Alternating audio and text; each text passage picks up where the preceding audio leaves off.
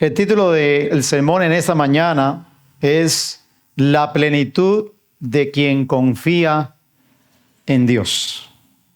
La plenitud de quien confía en Dios. Vamos a leer este Salmo 16. Dice la palabra de nuestro Dios de la siguiente manera: Protégeme, oh Dios, pues en ti me refugio. Yo dije al Señor, tú eres mi Señor. Ningún bien tengo fuera de ti. En cuanto a los santos que están en la tierra, ellos son los nobles en quien está toda mi delicia. Se multiplicarán las aflicciones de aquellos que han corrido tras otro Dios. No derramaré yo sus libaciones de sangre, ni sus nombres pronunciarán mis labios. El Señor es la porción de mi herencia y de mi copa. Tú sustentas mi suerte. Las cuerdas me cayeron en lugares agradables. En verdad es hermosa la herencia que me ha tocado. Bendeciré al Señor que me aconseja. En verdad en las noches mi corazón me instruye. Al Señor he puesto continuamente delante de mí. Porque está a mi diestra, permaneceré firme. Por tanto, mi corazón se alegra y mi alma se regocija. También mi carne morará segura, porque tú no abandonarás mi alma en el Seol, ni permitirás que tu santo sufra corrupción.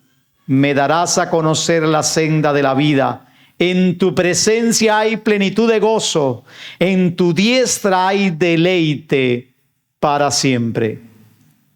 Padre, gracias por tu palabra. Gracias por poder entregarnos esta bendita palabra para nutrir nuestras almas sedientas y hambrientas de tu persona. Y hoy nos disponemos a abrirla para que hables a nuestros corazones. Señor, usa el instrumento humano y permites que seas tú, Señor, el que hables por medio de él, mientras él habla de tu palabra. En Jesús. Amén. Saben, nuestras vidas muchas veces están marcadas por las incongruencias. A veces decimos, confío en Dios, pero vivo ansioso en mi vida. A veces decimos, Dios es lo más importante en mi vida, pero lo dejo de lado en muchas ocasiones. Pero si viviéramos en coherencia con lo que decimos, entonces confiaríamos, descansaríamos y disfrutaríamos de Dios. Y cuando leemos este salmo, yo creo que viene por este sentido de vivir a Dios, de disfrutar a Dios, de deleitarse en Dios. Porque no hay nada mejor y no hay nada más placentero que disfrutar de Él. Que cuando afirmamos cosas con nuestros labios, de tener a Dios como nuestro refugio, de tener a Dios como nuestra fortaleza, de tener a Dios como aquel en quien confiamos, se pueda ver en nuestras vidas que su disfrute, que el disfrute de Él, que el gozar de Él es una realidad. Y yo creo que el Salmo nos enseña lo siguiente de manera completa: confiar en Dios es deleitarse en Él. Confiar en Dios es deleitarse en Él. De manera que si tú como creyente dices confiar en Dios, tienes que mostrarme cuánto te deleitas en Él. De manera que si tú dices, yo tengo a Dios como lo más preciado de mi vida, tienes que mostrar qué es lo más preciado de tu vida. La pregunta que nos podemos hacer es, ¿cómo? ¿Cómo lo hago? ¿Cómo puedo ver a través de este salmo que David me deja ver que él confía en Dios, por lo cual se deleita en Él? Bueno, la manera que nos muestra es de dos formas. La primera es teniendo a Dios como el centro de tu vida. Y están en los versos del 1 al 8. Allí David evidencia con su propia vida, con su propia experiencia, con sus propios sentimientos, deseos, pensamientos, que Dios es lo más importante de su vida. Dios es el centro de su vida. Déjeme mostrártelo para que vea. Verso 1 comienza diciendo que Dios es su refugio. Note la expresión de ruego: protégeme, oh Dios, bajo una realidad, pues en ti me refugio. David no depende de las circunstancias, querida iglesia. David no depende de cuánto pase en su vida. David disfruta de Dios como el refugio de su vida. Eso lo deja ver, por eso en la petición, protégeme. No lo pide porque Dios no sea su refugio, sino porque es su refugio. Por eso clama de esa manera. Depende de Dios. Y aunque el Salmo no nos deja ver de manera clara, al menos este Salmo no nos deja ver cuáles son esas circunstancias, no obstante, en el Salmo 17, versículos 7 al 9, nos deja ver que eran enemigos que estaban rodeando, que venían, que estaban de alguna manera yendo por David. Pero David sigue teniendo a Dios como su refugio. Pero eso no es lo único. No es lo único que el Salmo nos presenta en esta primera parte con respecto a David teniendo a Dios como el centro, sino que él también dice en el verso 2 que Dios es como su bien supremo. Note cómo lo dice claramente. Yo dije al Señor, tú eres mi Señor. Ningún bien tengo fuera de ti. Nadie tiene más valor para David en esta vida sino Dios. Dios mismo es el mayor bien para David. No hay nada, no hay otro bien fuera de él. Y entiendan, David no está diciendo que no hay cosas buenas fuera. David no está diciendo que no hay otras cosas en este mundo que puedan ser catalogadas como buenas, pero David está diciendo de manera clara que él no prefiere nada más que Dios, porque él entiende que el mayor bien para su vida es Dios mismo.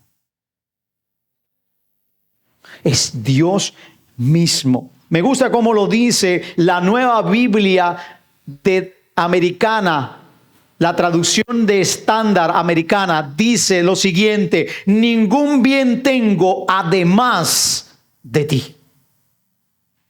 Ningún bien tengo además de ti.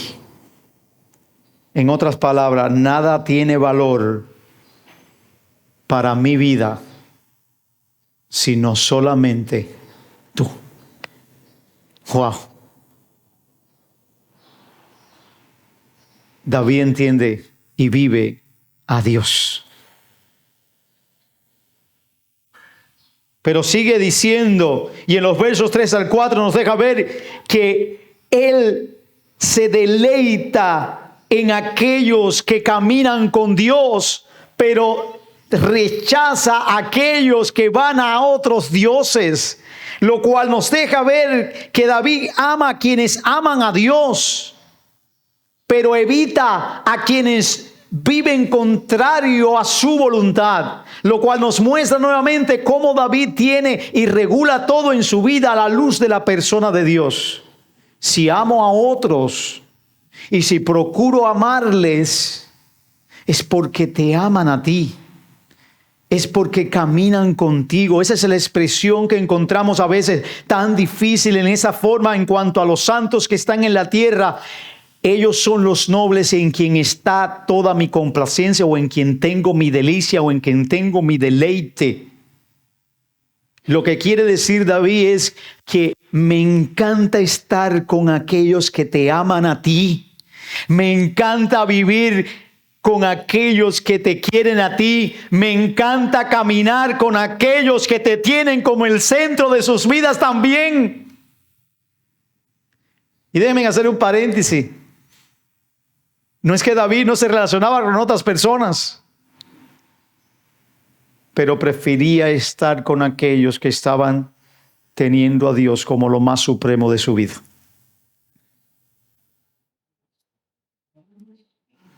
No con aquellos que iban tras otros dioses. No con aquellos cuyo Dios eran otras cosas. David había tomado una resolución en su vida y su resolución era: Dios es el centro de mi vida. Dios es el centro de mi vida. Y lo sigue diciendo de manera más profunda, de manera más maximizada, de manera más climática, pudiéramos decirlo, cuando llega al verso 5 en adelante. Dios es la porción y herencia de David. Dios es la porción y herencia de David. ¿Sabe? David lo deja claro en esos versos. El Señor es la porción de mi herencia y de mi copa. Y sigue hablando de ello.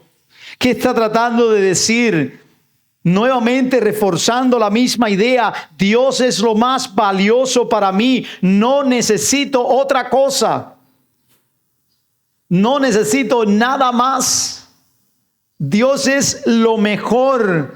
Dios es mi porción, es mi parte, es la riqueza que me ha tocado y no quiero más. Estoy satisfecho con ella. Para entender un poco eso, tenemos que ir a Números 18, 20, porque David está haciendo una especie de trayendo ese texto a la mente cuando compone este salmo. Y allí en el versículo 20 le está hablando Dios a Aarón cuando instruye específicamente el orden del sacerdocio. Y le está diciendo que ellos, los sacerdotes, la herencia que les toca no es una tierra física. No es cuestiones materiales como las demás tribus. Ellos tendrán como herencia, como porción, a Dios mismo. Dios mismo va a ser su herencia. Dios mismo va a ser su porción. Y eso lo deja ver allí claro. Y eso David lo trae para dejar en claro la imagen para el que canta este salmo. Para dejar en claro qué es lo más preciado que tiene David. Y también tiene la idea de contrarrestarla, comparándola con la práctica de la repartición de tierras, donde por cuerdas se establecían los linderos de qué tierra era de quién y a quién le pertenecía y a quién se le daba. Se establecía por medio de un perímetro que se hacía con sogas o cuerdas. Si usted tiene duda de eso, puede ir a Josué capítulo 18, del 4 al 10. Él reparte a las tribus tierras como herencia, como porción. Nuevamente para mostrar qué es lo que está diciendo aquí David. David ha dicho, mi tierra, la parte que me ha tocado, la parte que se ha delimitado para mí, la parte que se me ha dado como herencia para mi vida, es Dios. Como un sacerdote, él ahora está diciendo, yo no quiero tierras, no quiero, porque mi herencia es Dios.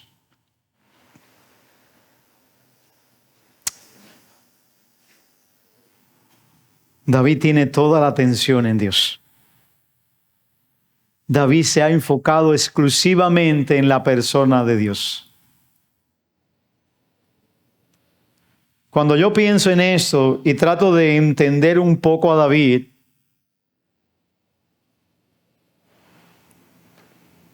me humilla. Porque muchas veces Dios no es el centro de mi vida.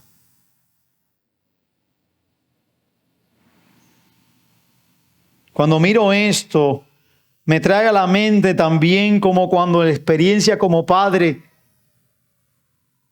los niños en las primeras etapas de la vida tienen toda la atención de nosotros. Aquellos que hemos tenido niños y los que no han podido tenerlo, lo han podido contemplar también, que en los primeros meses de vida, todo gira en la casa alrededor del niño. Si hay que cambiarlo, si hay que eso, no lo toques con las manos sucias, por favor, ponle el tetico, y si no aquello y lo otro. Todo gira alrededor del niño. No se habla más de nada, ni se vive regulado por nada más que por el niño. De alguna manera, esa es la atención que está trayendo este salmo en esa primera estrofa con respecto a la experiencia de David. David está viviendo esos primeros meses en los cuales su atención está enfocada solamente y exclusivamente en Dios. Hermano, ¿dónde estás poniendo tu atención? Iglesia, ¿dónde estás poniendo toda tu mirada? ¿Dónde está tu herencia, tu porción? ¿Es Dios o son tus logros? ¿O son tus miedos? ¿O son tus distracciones? Valora más a Dios que cualquier bien terrenal. Valóralo más. Busca deleitarte en Él con todo tu corazón, con toda tu mente, con toda tu fuerza, con toda tu alma. Piensa en Él.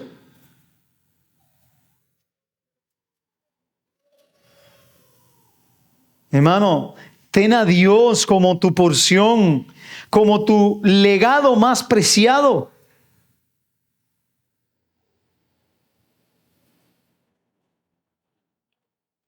Y hermanos, cuando Dios es el centro de nuestra vida, cuando en Dios nos deleitamos, algo glorioso ocurre. El temor se va y la esperanza florece. Porque si confiamos en Él hoy, también descansaremos en Él mañana y para siempre. También descansaremos en Él mañana y para siempre. Y eso es lo que nos lleva el Salmo en su segundo paso para mostrarnos que confiar en Él, en Dios, es deleitarse en Él. Porque nos muestra que teniendo seguridad de nuestro destino en sus manos, teniendo la seguridad de que nuestro destino está en sus manos. Mira lo que dice los versos 9 al 11. Lo primero que David presenta es una seguridad que no está sujeta a tiempo y espacio, sino que se trasciende tanto para el presente como para el futuro. La seguridad de David está tanto en el hoy como en el mañana, tanto en el aquí como en el más allá. Note para que vea una presencia continua de Dios en lo cual Él se refugia y tiene su seguridad. Versículo 8 lo dice claramente: al Señor he puesto continuamente delante de mí. No seré removido. David está completamente convencido que la presencia de Dios en su vida es algo real y continua. Y él tiene la seguridad de que nadie ni nada lo puede mover de allí. Es como cuando plantamos un árbol cuyas raíces son bien profundas, que no se puede, al menos con nuestra fuerza, no podemos desarraigarlo de allí. David está diciendo, Dios está conmigo continuamente, por lo que yo tengo seguridad continuamente. Nadie me va a mover. Note suavemente también cómo hace ese contraste. Confianza en el más allá de cualquier situación que pueda peligrar su vida. Él habla en los versos 9 al 11, por lo tanto mi corazón se alegra y se regocija mi alma, mi carne morará segura. Nuevamente la frase de seguridad, porque tú no abandonarás. Y ahora empieza a usar verbos que tienen que ver con el futuro. No abandonarás mi alma en el Seol, no permitirás, me darás. Hermanos, confianza más allá de los peligros que pudo haber enfrentado David. Quizás para David esta experiencia de que librarás mi alma del Seol o no permitirás que tu santo vea corrupción, tiene que ver con el peligro de la muerte, del ataque de un enemigo. Para David quizás tiene que ver en esta forma poética de cómo puedes librar mi alma de un peligro por causa de un enemigo que me viene a atacar y del cual yo tengo la plena certeza en ti que vas a librar mi alma. Y por eso él dice, mi vida no será abandonada, no será dejada en esa penuria o en esa situación difícil. Pero fíjese cómo también habla de la seguridad, tanto presente como futura, con respecto a la promesa de vida y gozo eterno. Versículo 11, plenitud y delicias eternas. ¿Dónde? En la presencia con Dios.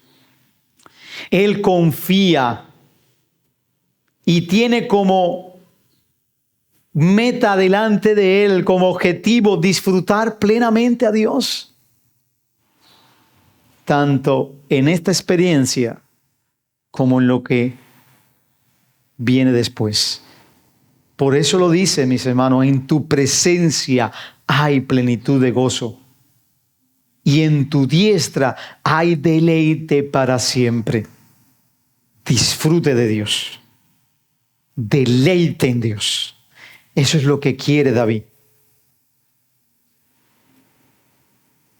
David tiene una seguridad tremenda en que su destino, su vida tanto presente como futura, está en las manos de Dios. Y en eso él tiene toda su esperanza. Y en eso tiene todas sus energías. Y en eso ha puesto todo su corazón, en el Dios en quien él disfruta. Pero saben, David no solamente estaba hablando de él.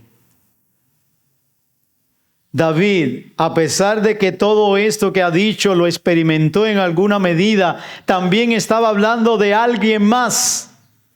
De alguien más que él, de manera en su rol, no solamente como sacerdote que dice tú eres mi mejor porción, sino también en su rol de profeta, anuncia a alguien más por medio de este salmo a partir de los versos 8 o los versos 9 hasta el final. Ese hombre, esa persona, usted sabe quién es: Jesús. David estaba profetizando la resurrección de Jesucristo. Si usted no me cree, quiero que vaya conmigo a Hechos capítulo 2, versículos del 22 al 36. No vamos a volver a leer este texto, pero usted lo tiene allí, puede mirarlo. Lucas nos deja ver en el registro de él, en el discurso de Pedro en Pentecostés, cuando llega la gran promesa del Espíritu Santo y muchos reciben el Espíritu de Dios. En este momento, cuando empieza a hablarle a toda la casa de Israel, les dice que sencillamente que cuando David habló en este salmo, no estaba hablando acerca de él en primera, vamos a decirle, de manera más plena. Estaba hablando acerca de Jesús. Note la frase donde dice él en el versículo 22, le habla a toda la casa: hombres de Israel, escuchen esta palabra. Y mire lo que sigue diciendo. Este fue entregado, hablando de Jesús. Pero en el verso de 24 dice: pero Dios lo resucitó, poniendo en fin la agonía de la muerte. Y cita el Salmo de David. Y dice el verso 29: hermanos, del patriarca David les puedo decir con franqueza que murió y fue sepultado, y su sepulcro está entre nosotros hasta el día de hoy. Note lo que dice Pedro: pero siendo profeta y sabiendo que Dios le había jurado sentar a uno de sus descendientes en su trono, miró hacia el futuro y habló de la resurrección de Cristo. Y nuevamente cita el Salmo, una porción de él, que ni fue abandonado en el Hades, ni su carne sufrió corrupción. Está hablando de Jesús. Está hablando que cuando David dice esas palabras en el Salmo y canta bajo la inspiración poderosa del Espíritu Santo, él está hablando de Jesús. Él está diciendo: Dios me dijo que del descendiente de mi trono, del trono mío, según 2 de Samuel, el cual Dios le había prometido a David, un rey, va a venir alguien que se va a sentar. Y mezcla ahora el Salmo 16 y dice: ese hombre es Jesús. Ese es el que en la muerte no podía retenerle. Ese es donde su cuerpo no podía sufrir corrupción. Ese es el que ha resucitado. Eso es lo que está diciendo Pedro. Y es la manera correcta de entender el Salmo 16. No es completamente de David. Es acerca de Jesús. ¿Y para qué nos sirve eso?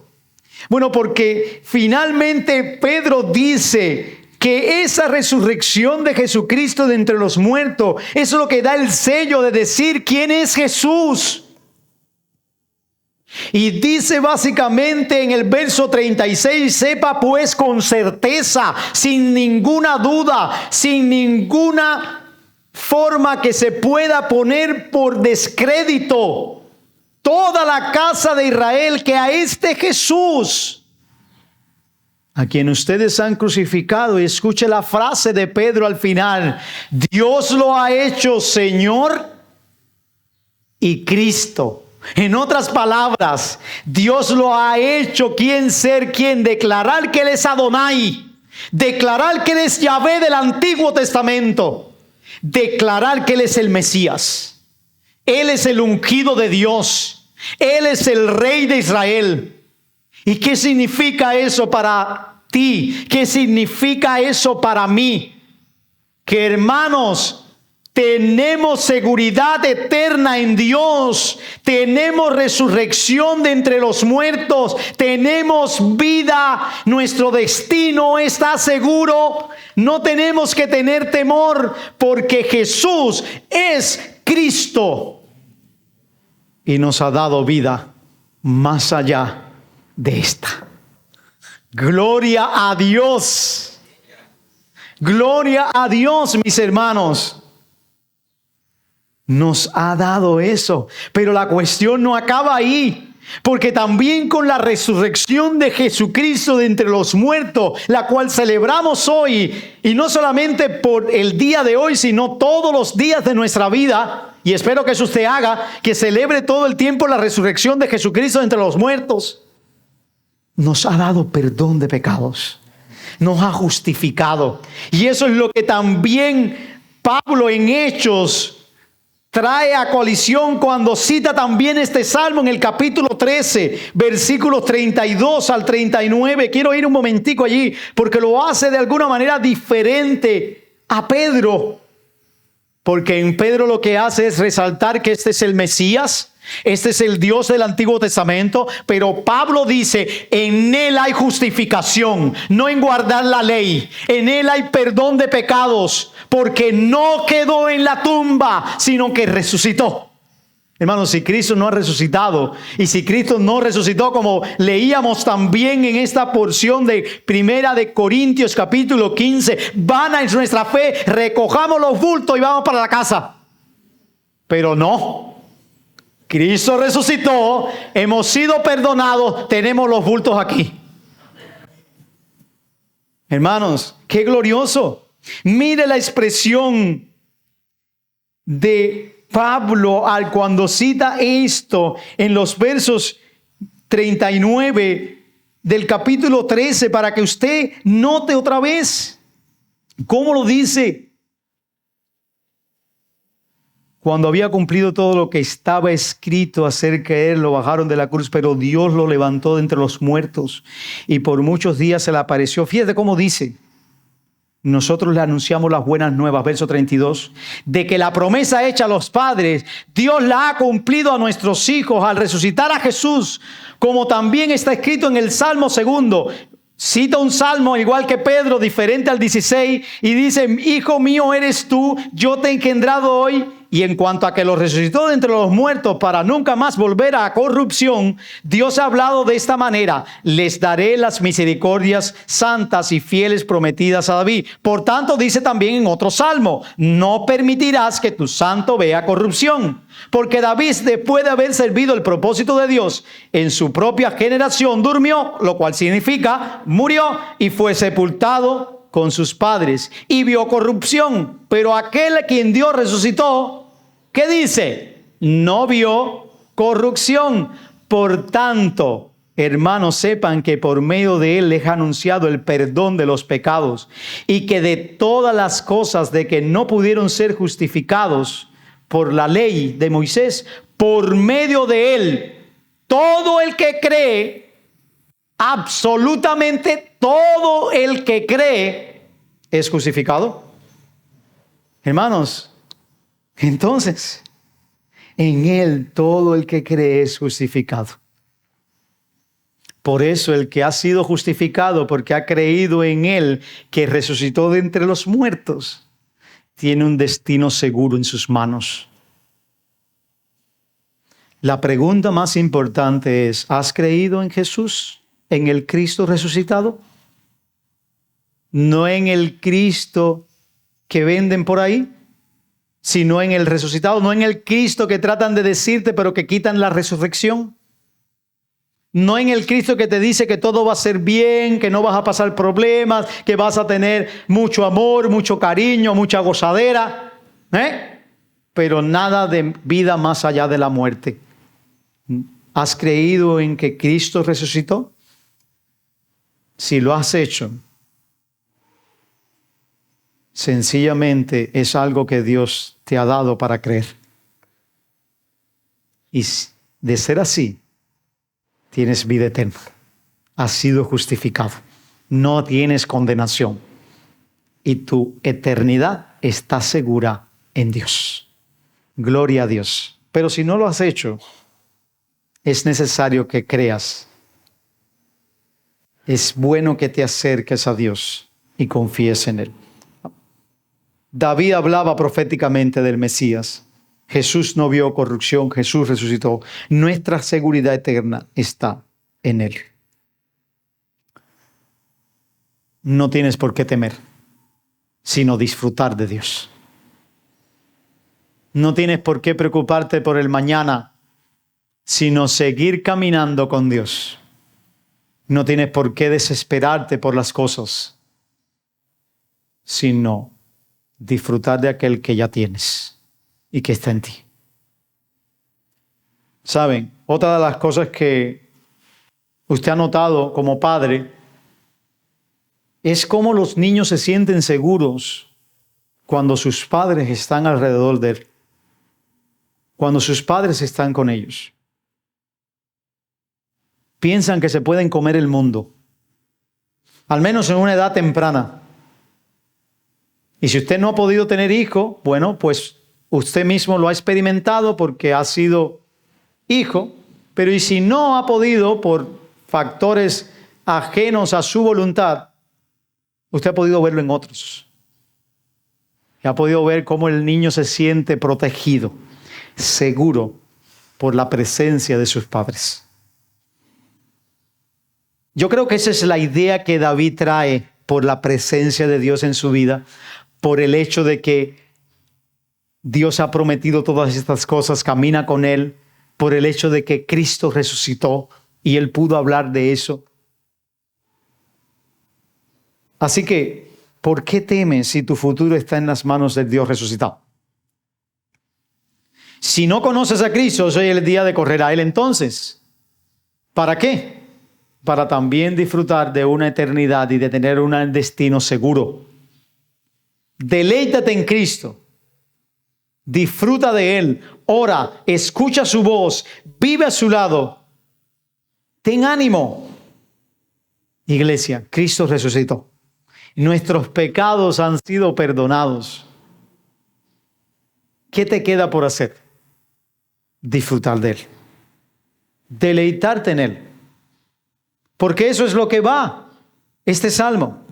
David lo que está haciendo es expresando todo su experiencia y su forma y sus sentimientos y toda su realidad para con Dios, de disfrutar de Él, porque Él confía en Dios. Así que, permíteme concluir. Confiar en Cristo es deleitarse en Él. Es tan simple como eso. Es tan sencillo como eso. Confiar en Cristo es deleitarse en Él. Así que toma 2 resoluciones en tu vida. Sigue poniendo a Cristo como el centro de tu vida. Y descansa en su obra ahora y para siempre. No tienes por qué temer. Ni en el aquí, ni tampoco en el más allá. En lo que pueda venir. Porque tú sabes qué es lo que viene. Porque tú sabes qué es lo que ha alcanzado Dios en Cristo para aquellos que creen y confían en Él. Así que todo eso, poner a Cristo como el centro, descansar en su obra, no es más que la expresión de confianza plena que se materializa en deleitarse en Cristo, en disfrutar de Él. Déjenme terminar con una cita del libro de Hermanos, no somos profesionales, de John Piper, adaptada un poco a lo que este salmo nos muestra y nos reta a vivir. El creyente vivificante es un hombre de Dios cuyo corazón siempre tiene sed de Dios, cuya alma siempre está pegada a Dios, cuyo ojo solo está atento a Dios y en quien, por el poder del Espíritu de Dios, la carne y el mundo han sido crucificados, y su vida es como el torrente generoso de un río vivificante. Hermanos, siempre ten sed de Dios, siempre esté apegado a Dios y siempre ten tu mirada puesta en Dios. En otras palabras, la plenitud de quien confía en Dios es deleitarse en Él. Oremos.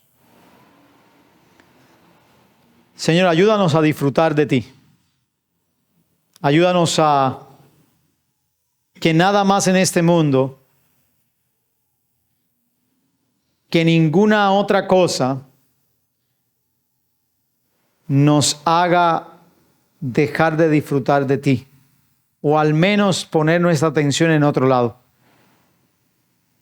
Señor, si decimos que confiamos, pues nos deleitamos en ti. Ayúdanos, Señor, a entender esto, a vivirlo y a practicarlo gracias a la obra de Cristo en la cruz. Pues Él resucitó para que nosotros disfrutemos de Él, para que nosotros nos deleitemos en Él, para que nosotros no tengamos otra cosa en nuestra vida como centro, sino su persona y nada más. Ayúdanos como iglesia. En el nombre de Jesús. Amén.